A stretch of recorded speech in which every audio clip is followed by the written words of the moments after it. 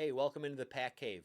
Patman here, and in today's video, I'm going to be giving you some tips and tricks so you can make some more dynamic looking CAWs so they look less like jobbers and more like main event superstars. And the best part, all of the tools that I'm showcasing here today are free to use tools on the internet. Anyone can access these at any time and upgrade your CAWs. Let's jump right in.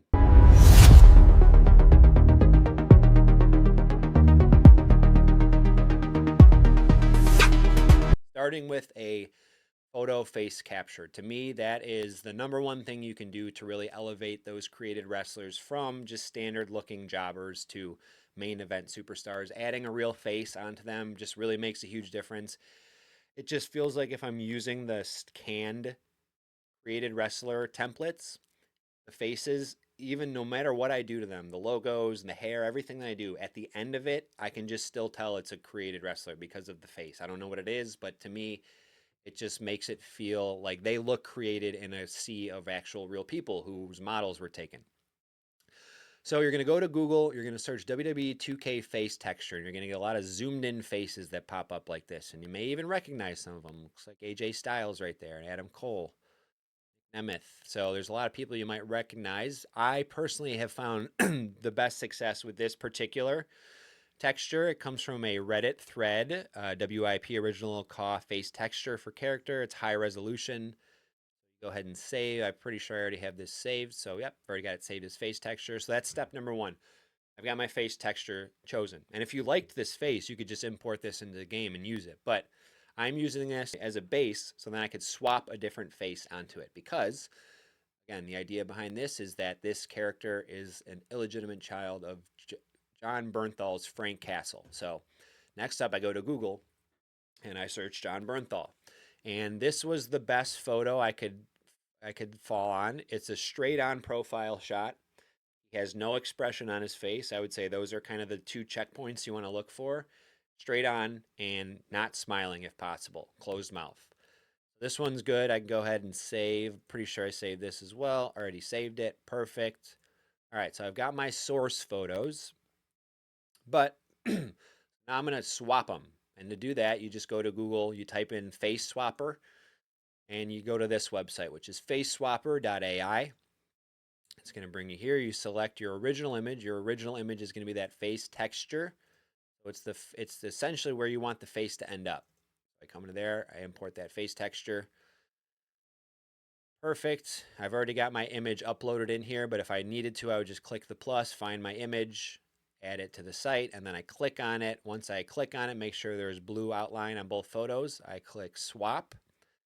I just know with AI tools, they aren't perfect all the time. There was a few times where I was testing this where it said it couldn't identify the face, in which I just retried it, and then it seemed to work the second time. So I've had pretty good success with this site. As you can see right here, that's going to be perfect for what we're trying to accomplish. So all I would do is go ahead and download.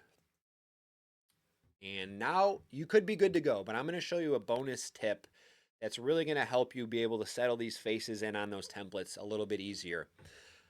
Next, I'm going to go to, it's a free paint website. It is paintz.app. You could just Google free paint, and it's like the third or fourth one that pops up. But I'm going to import my photo that I just downloaded of the John Bernthal face texture.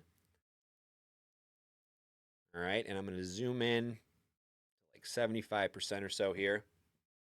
And I'm going to take my color selecting tool right here, the color dropper, and I'm going to select right around the eyes here. That's the kind of the color I'm looking for. You'll see it'll update here. Then I'm going to select a brush, and a large size 40 should suffice. And I'm actually going to color those eyes in because when you import some of these face captures, if the eyes don't sit perfectly on the template that's been chosen, and choosing the correct face template for the face that you're importing plays a big role as well. But here I'm simply trying to remove any like wrinkles or blemishes. Sometimes I'll even go as high up as the eyebrow because the eyebrows can kind of make face alignment issues when importing. I think in this instance I'll be okay. Again, I'm really more so just focused on the color of the eye, just removing the eye completely and any like wrinkles or blemishes. So it's going to look kind of weird end product, but you're going to see why once I import them. the difference that it makes. So if I zoom out, that looks perfect, even though it looks weird. I'm going to click Save As, and then I'll just do this. I already think eyes. Save. Okay.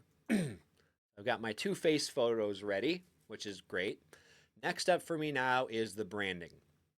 And again, you wanna get all the photos you need first, so you can upload all them at once to the 2K server, so you don't have to be going back and forth between the internet and the game. All right, so now I'm going to generate my branding, and I already did this, and I mentioned previously, or if I didn't, I have switched over to using Google Gemini to generate all my logos. I've had incredibly insane success since doing so. Previous iterations of the game, I used Canva. I had a Canva Pro account, and I would create basically my own graphics from scratch. I started to dabble with their AI tool once they incorporated it, but I'm going to flash a couple different icons on the screen here. So on the left-hand side, I'm going to flash up the logo for one of my created wrestlers, the Grim Reaper Doug Graves. Here is the logo I had for 2K25, which I thought was pretty solid. I made that myself. It looks pretty cool, I thought, or so I thought. And here is his updated logo for 2K26 using Gemini image generation, and it's just a million times better. I thought I did a pretty good job, but having the Grim Reaper head hyperimposed as the O in Doug on the word Doug Graves just looks incredible. When it comes to this logo, I've already generated an awesome logo for this character. So what I've done is I'm going to Google Gemini, and again, in this instance, I just have the free access version of Gemini with my Gmail account. And basically, the difference is between the paid and the free is that with the free version, you'll still get to access the tool, but you get capped eventually. It'll tell you you've used your allotment for the day. With the paid, you kind of have increased usage of the tools. So I already said I already generated a pretty cool logo and aesthetic for this character. So what I've done is I've zoomed in on my prompt, and I'm going to zoom out to show you what it came up with. But this may require a back and forth if you don't get what you're looking for the first time. In this instance, I got exactly what I was looking for on the first prompt. And that comes from experience because I've been prompting Gemini to create other logos, so I got almost exactly what I wanted out of it. Not almost, I got exactly what I wanted out of it. So I said, generate a text logo of the name Adam Castle. And in my experience, I've had better success when I put the desired words in capitals.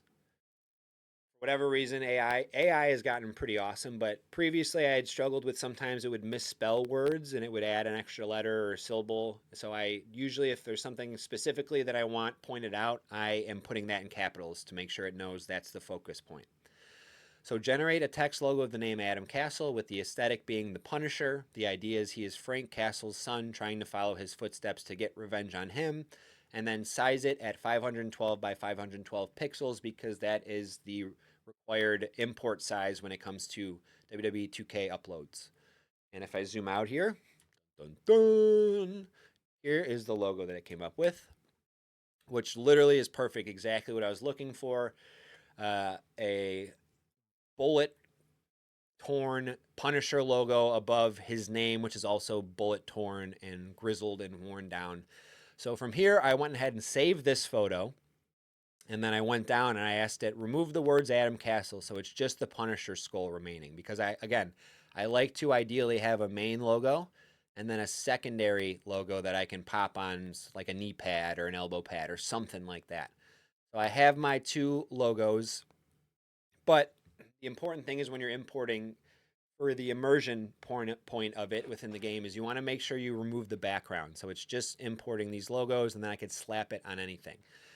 So I have been using PhotoP, PHOTOPEA.com. It's essentially a free source Photoshop site online to remove the background. They have a background remover tool. It is considered a premium feature, but you can watch a short ad and then it will remove the background for you. So I'm going to show you what it looks like with one of the photos. I've already kind of run through this a few times, so I'm not going to do it for both. But if I click on Open from Computer,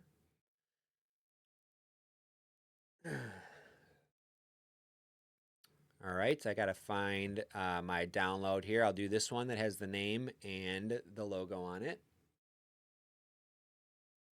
All right, and then from here, all I have to do is select, and remove BG.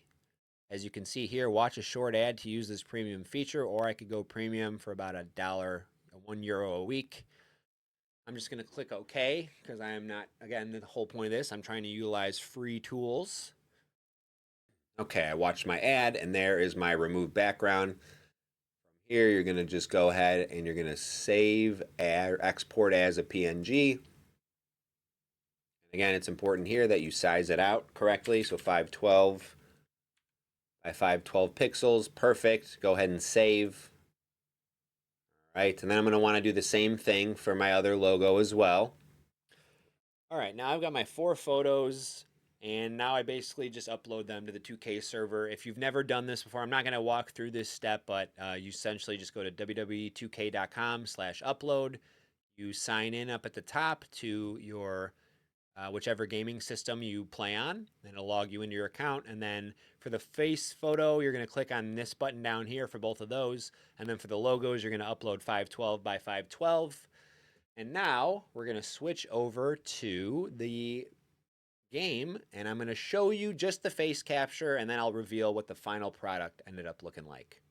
Now, one of the important things when it comes to the photo capture is trying to select a face template that you think fits the face well that you've imported. You know what? I'm going to go with this one. A little bit of a meaner look, fatter nose. He's got that broken nose look. Now, I'm going to go down to that photo capture. I downloaded. All right, so here's the one with the eyes. I'll start with the eyes. See, this, I picked the perfect face. Like, that is his face to a T. But here's what I'm talking about, those eyes. The nose and the mouth are almost perfect alignment right there. The eyes are sticking up a little bit, so it just looks a little bit weird. And if I try and move it down so that it fits in the eye slot, I lose the alignment on the nose and the mouth. But I go to the one where I colored out the eyes. Now, I drop that in. Nose and mouth fit perfectly. The colored out eyes just kind of look like bags behind the eyes. And that looks a decent amount like John Bernthal. I might have to change the eye colors a little bit, but this looks good. I think I've got it aligned well. The eyebrows actually fit really nicely. Go ahead and double hit A.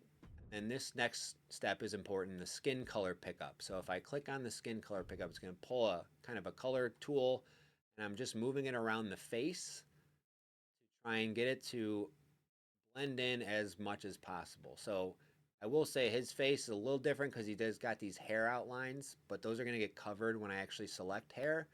I would say anything like in this range looks fine. Okay, so here is the figure that we started with. And here he is after all the edits have been made. You can see it looks a ton like John Bernthal.